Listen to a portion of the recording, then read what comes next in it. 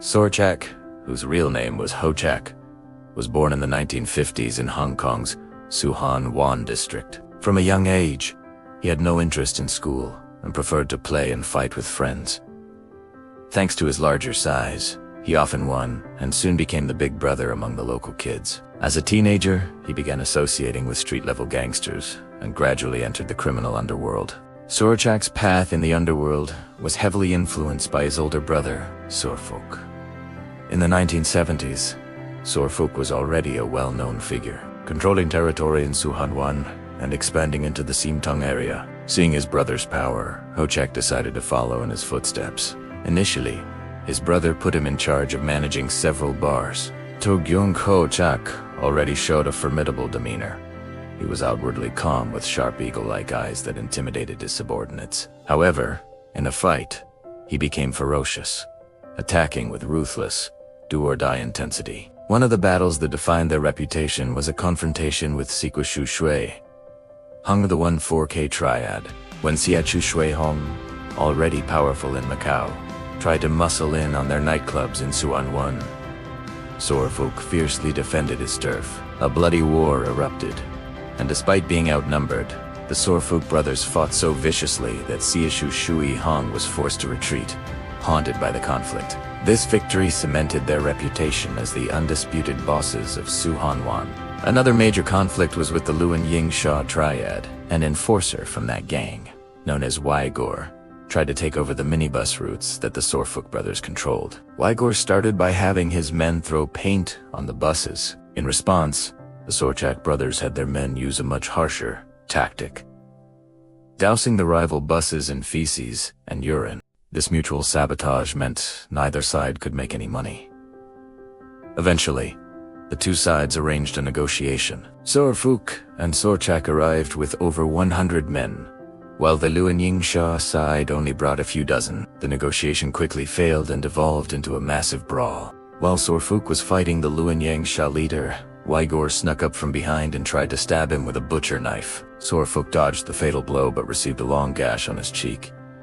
Witnessing this, Sor Chak became enraged. He immediately grabbed the machete from his brother and charged at Wai Gor. Outmatched in both skill and weaponry, Wai Gor turned and fled. Sor Chak relentlessly chased him through several streets. Finally, when Wai Gor was exhausted, he fell to his knees, begging for his life and swearing never to cause trouble again. Only then did Sor Chak spare him. After this battle, Sor Fook saw that his younger brother was capable and decided to move to Macau to expand his casino operations, leaving Sor Chak in full control of the Tsuen Wan territory. From then on, Sor Chak was the area's top boss, earning the nickname Tsuen Wan Trach.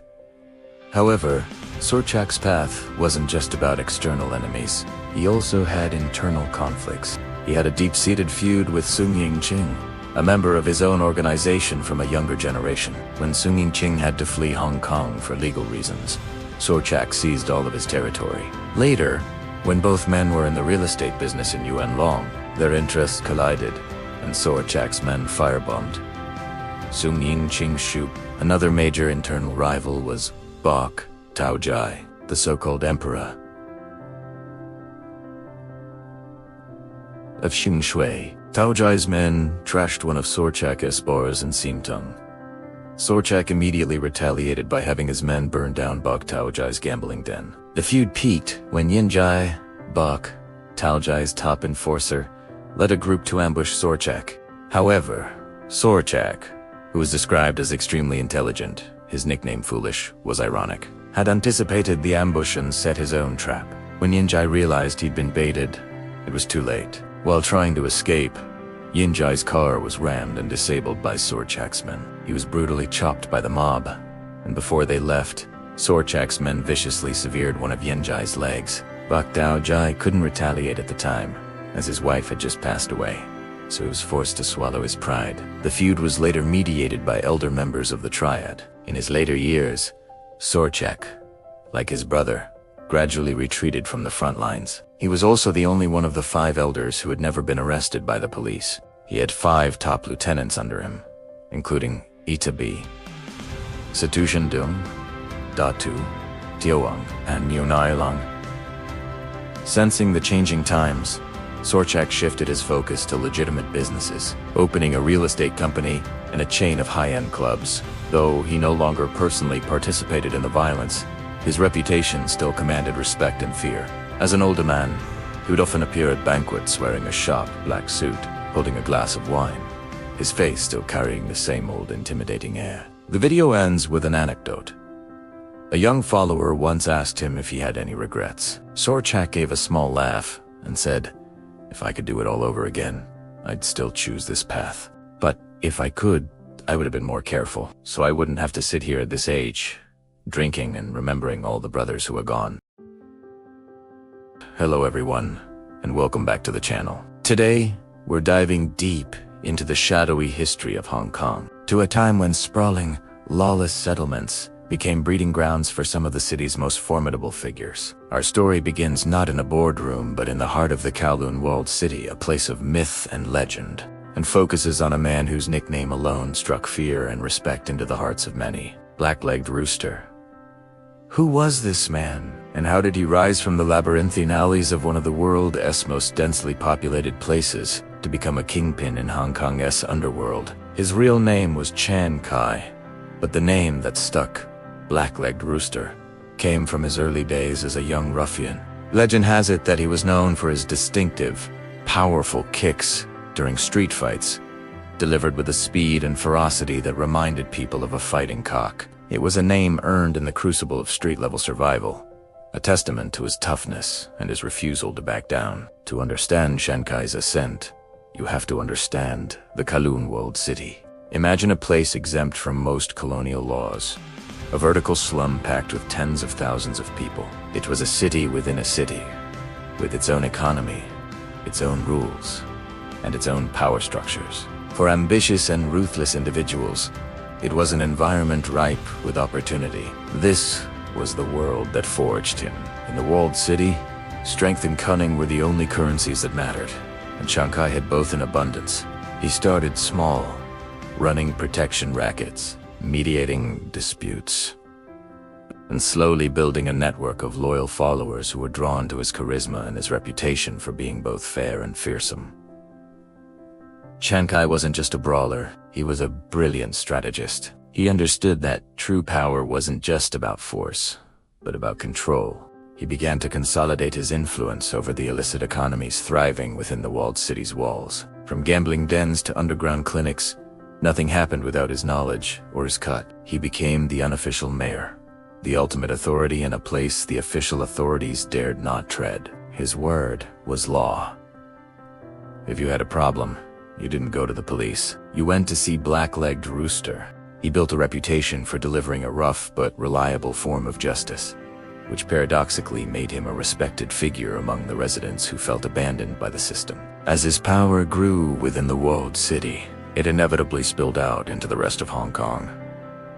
By the 1960s and 70s, Black-Legged Rooster was a major player in the powerful 1-4K triad. He wasn't just a local boss anymore. He was a key figure in one of Asia's most notorious criminal organizations. His influence extended across various districts, and his operations became more sophisticated, moving into more lucrative ventures. He was at the table with the city's most powerful triad leaders, a testament to how far the boy from the walled city had come. His rise mirrored Hong Kong's own chaotic and rapid development during that era, a story of ambition, opportunity, and the blurred lines between law and lawlessness. However, the world of organized crime is notoriously unstable.